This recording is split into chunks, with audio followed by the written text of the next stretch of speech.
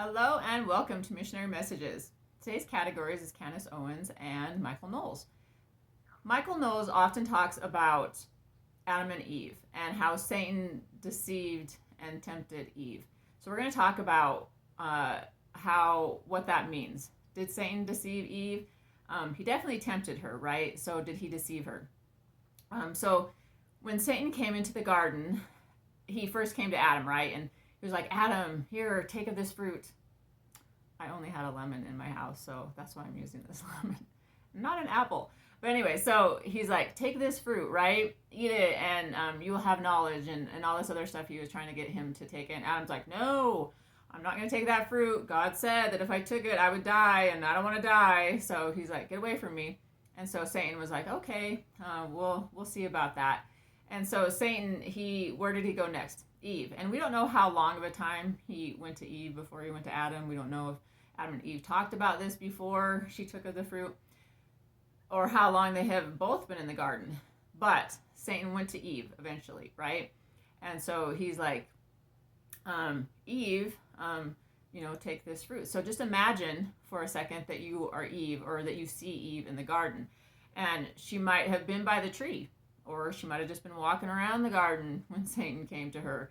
So imagine where you might be, or where Eve might have been when she was in this garden and Satan came to tempt her. So I imagine that she might have been somewhere near the tree, because I imagine that she might have been thinking about this tree, which we will get to in a minute.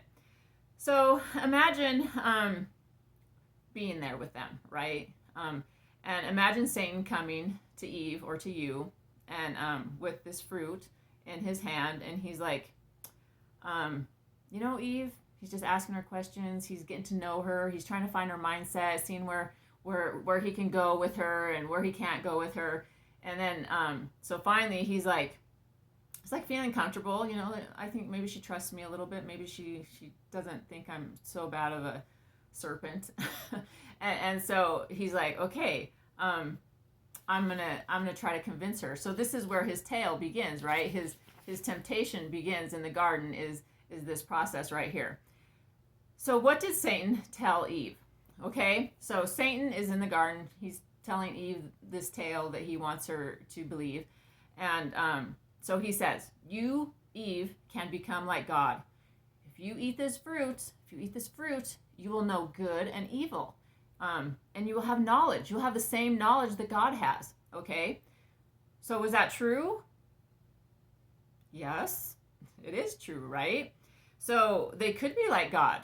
If she eats this fruit, she could, in the process that we know right now, the plan of salvation and things, that she would one day have the possibility of becoming like God. Because God tells us even today that we can become like him. So if she went through this process, the same process that we're going through now, and the same knowledge after she took of the fruit. So that means that we can become like God. So when he was telling her, you can become like God, well, that's true. Okay? So when he said that you could have the same knowledge that God has, well, that's true. So Satan was, he was telling her truth, right? This was true. These things were going to happen if she took of this fruit. So what else did he tell her? He told her, you will not die, but you will be like the gods, knowing good and evil. So you won't die. Was that true? Well, yeah. God told Adam and Eve that they would die, and that was true too, because they would die a mortal death, right? But after that mortal death, we have the resurrection, then we live for eternity. So basically he was telling her another truth. You might die a temporal death. That's not really death, because you're not forever dead. You will be able to be live forever. And so he wasn't lying to her. It was true. It was true. Okay, so what else did he say? He said, Eve, you can't really know love unless you know hate. You can't really have joy unless you know what sorrow is. You can't truly know what happiness is if you don't understand misery. You can't really make choices unless there's a consequence to those choices and you understand that. You can't know what it's like to overcome temptation if you are never tempted. And right in this moment, right, she's being tempted. Is that all true? Yes. We know from the last podcast that I had that, yes, Satan we have enmity that was given to us so that we could hate Satan, right? So that was something that we understood and have now because of the fall. So all he was saying was true. So he was telling her that in order to know this good thing, you have to know the opposite and understand the opposite of this good thing, or you won't really appreciate or really understand what that good thing is. And so in the garden, they didn't understand any of that. So when Michael Knowles says that Satan deceived Eve, he didn't really deceive her. What Satan really did was tell her truths, and then she got to decide what. Although he was tempting her, right? That was different than tempting her, because he was tempting her to take the fruit. That is what temptation is, trying to get someone to do something. So what Satan did was he beguiled Eve. So when God came down and he's like, Eve, did you take of this fruit? And she said, yeah. She said, Satan beguiled me and I partook of the fruit. So what does beguile mean? It means charm or enchant someone in a deceiving way. So he was trying to charm Eve. He was trying to kind of charm her into taking the fruit. And in this way, it was sort of a deceiving way, but at the same time, what he was saying to Eve was true. So when Michael Knowles say that he was deceiving Eve, he really was just charming her to take into the temptation. But he was telling her truths. And so he didn't deceive her away from truth, because what he was telling her was true. And she needed to know these truths, right? So Satan does that in our lives, right? He charms us. He tells us to try to get things, to tempt us to do things. In this case, it was good that Eve ate the fruit. But in many cases, when Satan tries to charm us and tempt us, it's not usually a good thing. So we have to be careful of that. But Satan was telling Eve that in order to be like God, she had to have knowledge of good and evil. And that's true. So Michael, in order to be like, Satan really was telling her truths. So in Moses chapter 4 of our Pearl of Great Price, which talks about the creation that is in Genesis also, but it's kind of a more detailed description of Genesis. So imagine that you know nothing about the opposite of good. Imagine you're in the garden and there's this tree that has this fruit. All you have to do to gain knowledge is eat this fruit. So imagine Satan is bringing this fruit to you, and all you have to do is eat it to gain knowledge, right?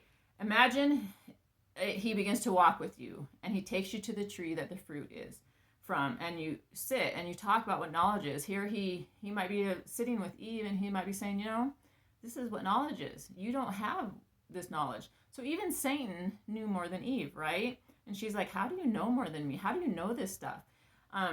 And so in this moment, Satan is giving you information that you didn't know existed. I mean, you didn't know that any of this existed.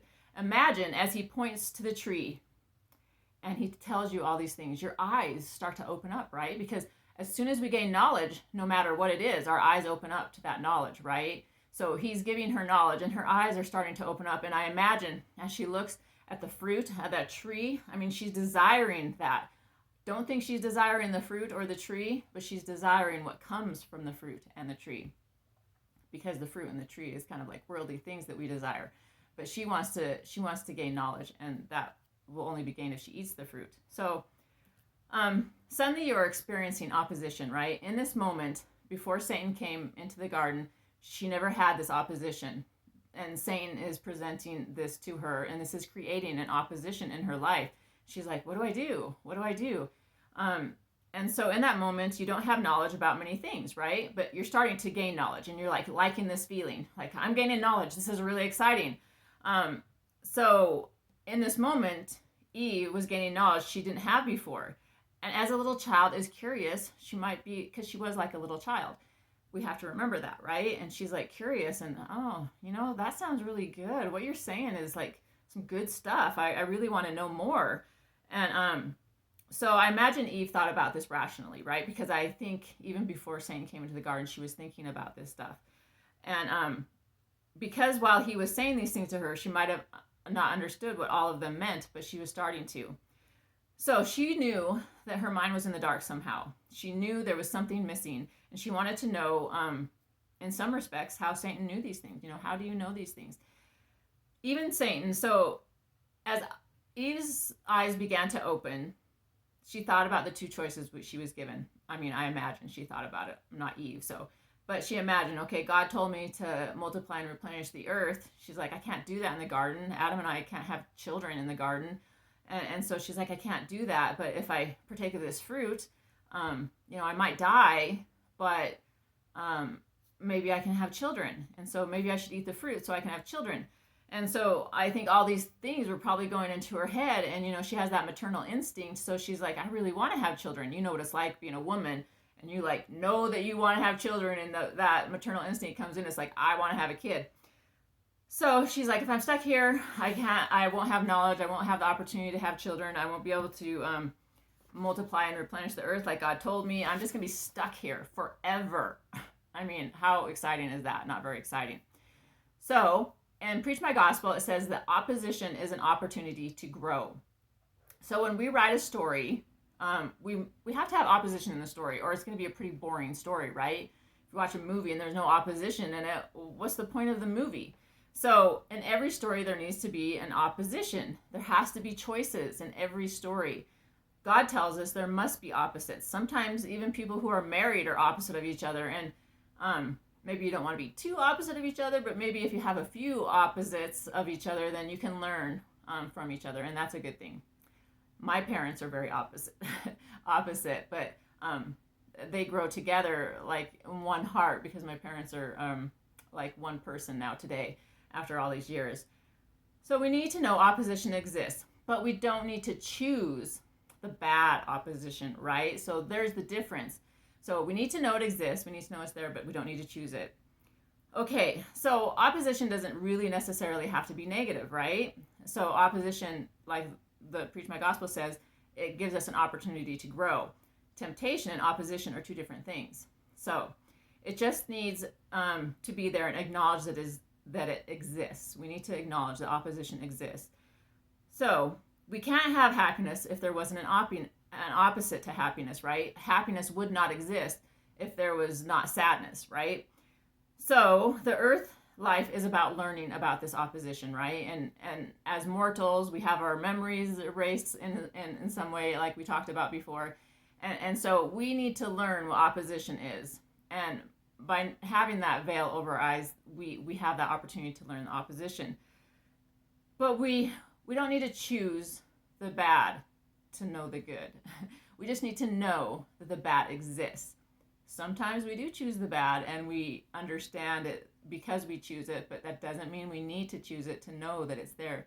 Opposition, Satan, he's the opposition. God is not the opposition. So just knowing that it's there, knowing that Satan exists, knowing what he has done already, like to Adam and Eve, that is knowledge. So we know it's there.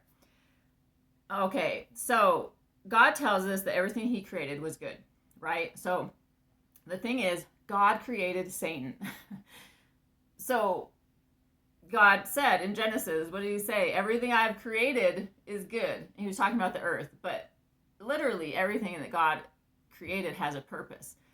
So that means that he created everything with a purpose, which means it's good, right? Like we talked about the weeds, that Adam had to have weeds in his life.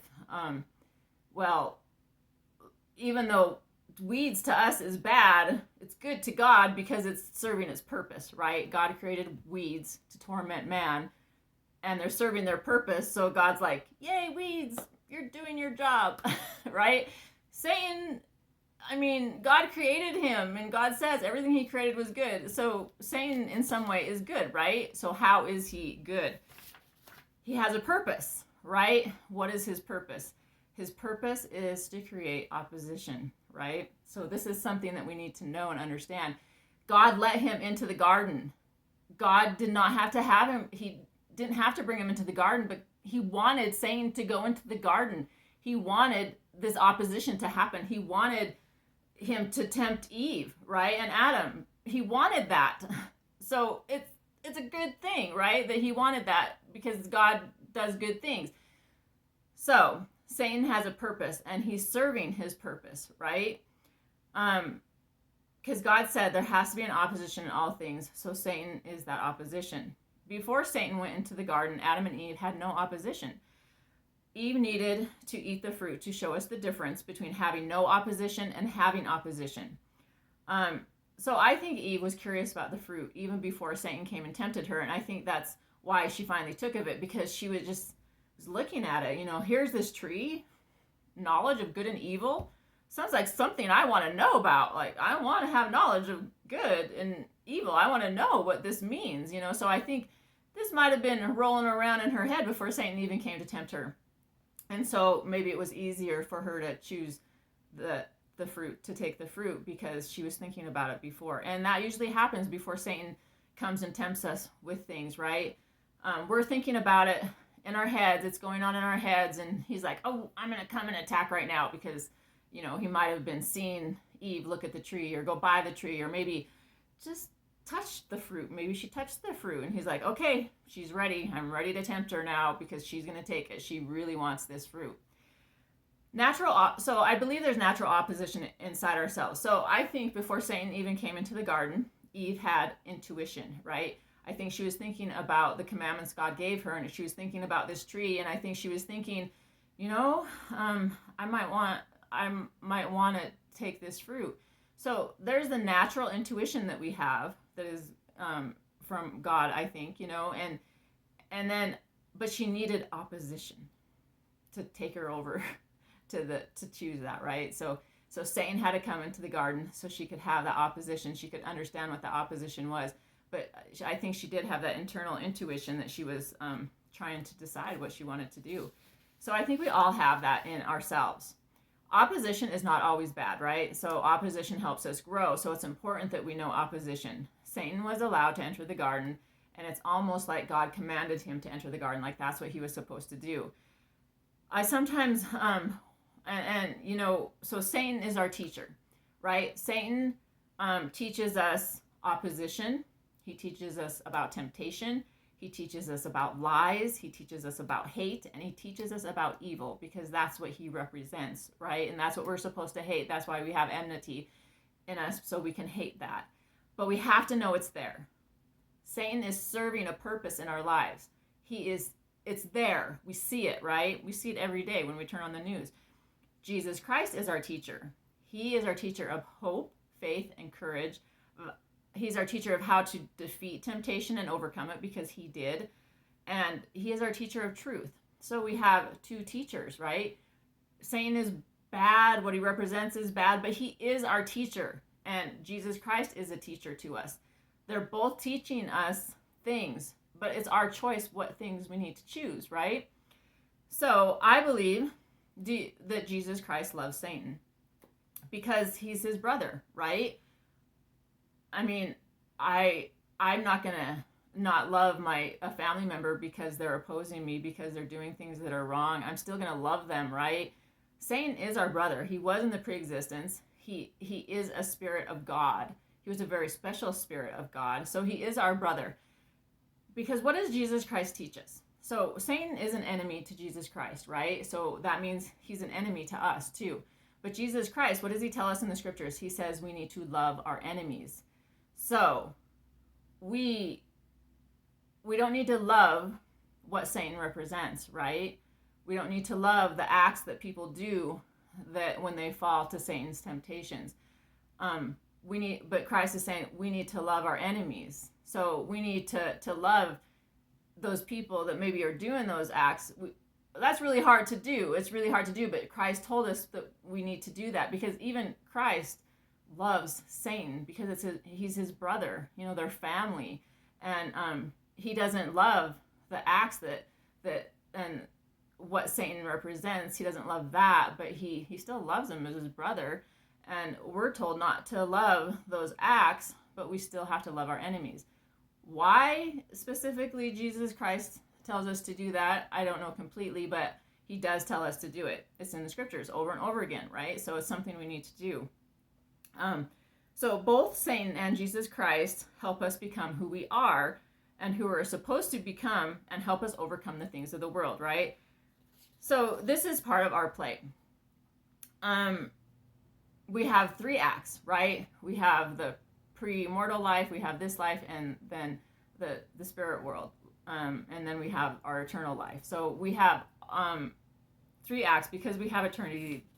Because we have eternity, these three acts are just part of our existence, right? Eternity is the big part because that lasts forever. I mean, we're gonna die. I mean, I could die tomorrow, right? And then what? This life is just over? No, I have a lot more to do in the next life, eternity. This life is a lesson that we need to learn because the veil is over our eyes. We're in these mortal bodies that are corruptible and that possess such strong wants to be a part of the world that we need to overcome the natural man.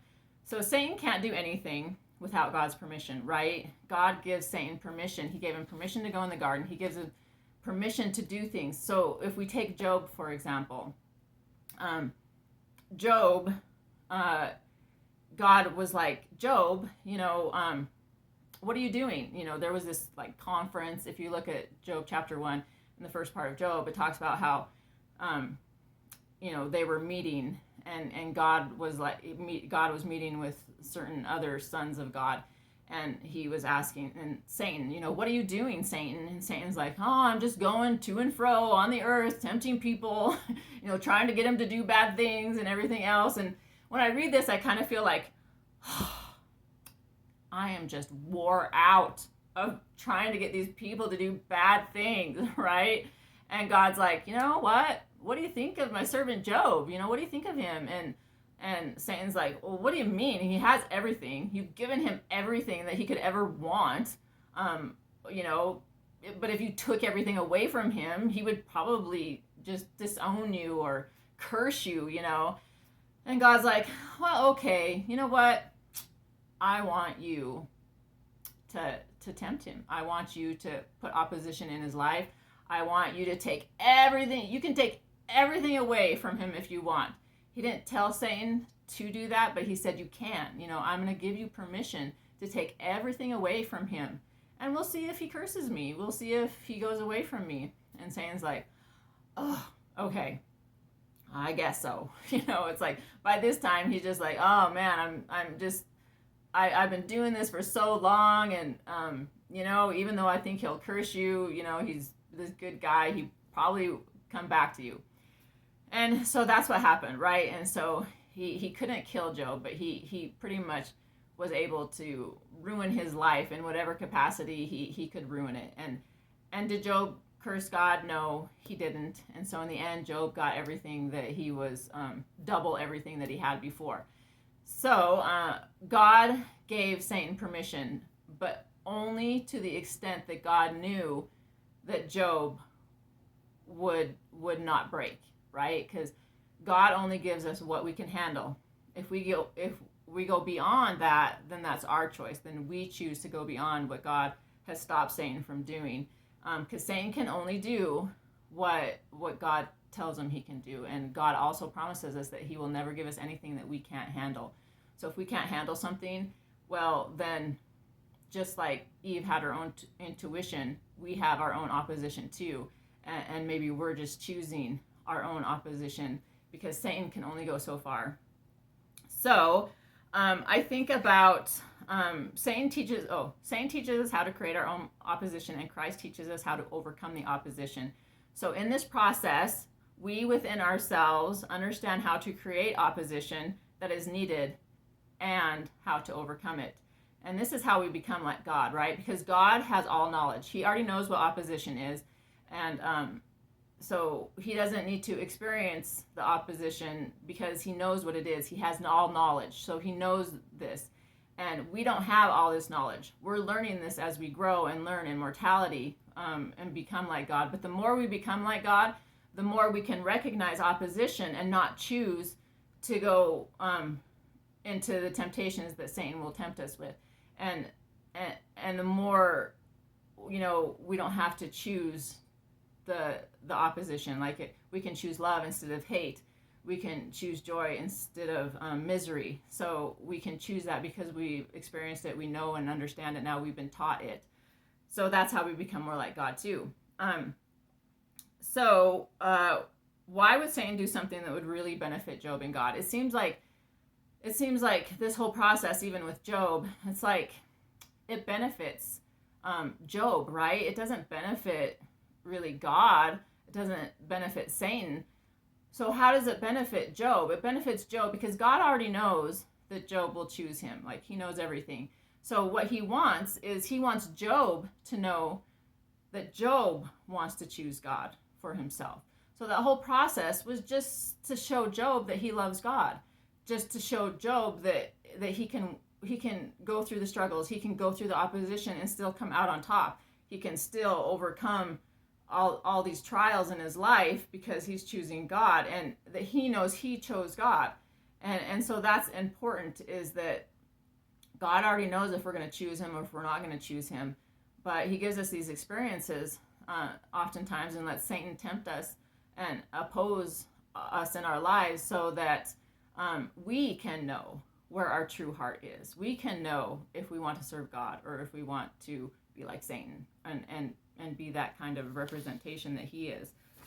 Okay, so I think of Candace Owens a lot of times. So now Candace Owens, she is going through a lot of opposition in her life right now, and a lot of people are attacking her. And the first thing she always does is says, God put me on this path. She always focuses on God all the time. She says, God will lead me where I need to go. I trust him. I know that he will help me. And no matter what happens, I am going to serve God because I'm here to share the truth. And as long as God is in my life, I will be able to do that. I will have the strength. I will have the courage. And so I think of Satan oftentimes saying, like, God's like saying, okay, you can tempt her, you can challenge her, you can put this opposition in her way. And I can imagine Satan saying, oh, not Candace again. She's just too strong. I'm tired of tempting her. I'm tired of creating opposition for her because she just smothers me. She just pounds me to the earth, and I have no control over her. And so she's a good example of how God wins and Satan loses. And she can be our example too. So sometimes I do think they're all working together, right? I mean, there's a lot of evil in the world, and that's not a good thing. But we came to this earth knowing that this would be the process. We knew these things would happen. We knew what life would be like before we came to earth, and we still chose to come here. So God sets his plan in motion, right? And we learn how to overcome the world because of it. But we can only do it if we know the opposition, what opposition is. And once we know the opposition, we can create that opposition at the same time as overcoming that opposition without using Satan. So there will come a point where we don't need Satan to teach us opposition anymore, because we become more like God and we just understand what opposition is, and we have it there, but we're not choosing the opposition, but we know it's there. And so we can use that knowledge of what we understand about opposition to do what God does and be like God. And we can only do that through our Savior Jesus Christ, who is the one who has overcome all opposition. Because of him, we can become like him, which means we can become gods one day. And if we don't learn all these things, we would never be able to become a God one day like him. But we know that he has told us that we can, and we need to strive towards that. So he can so sometimes he can remove him. So God can remove Satan whenever he wants from our lives, and it seems like it's part of the plan, and that we need him in this mortal life so that we can understand the things that we're supposed to understand to get to the place we need to be. And in that process, we learn that we have more power than we thought, that we don't really need Satan, and that we can choose the good instead of the bad, and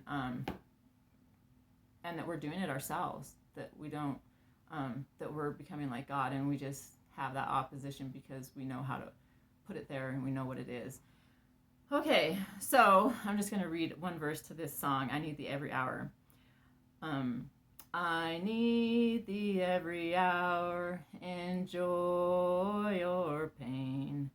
Come quickly and abide, or life is vain. I need thee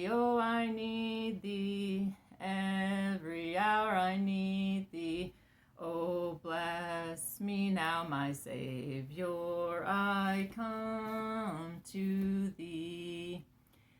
So, learn what opposition is. Learn that it exists. Learn that you can push forward through it, but don't yield to temptation. Learn how to cut Satan out of your life that way, and just learn the opposition is there and it's okay, and that it helps us grow, and that we just need to have knowledge of it. So choose God, choose to serve God, and I bear testimony that if we do this process, that we'll become more like Him, and we will be able to be where He is one day. So goodbye, everybody, and I'll see you next week.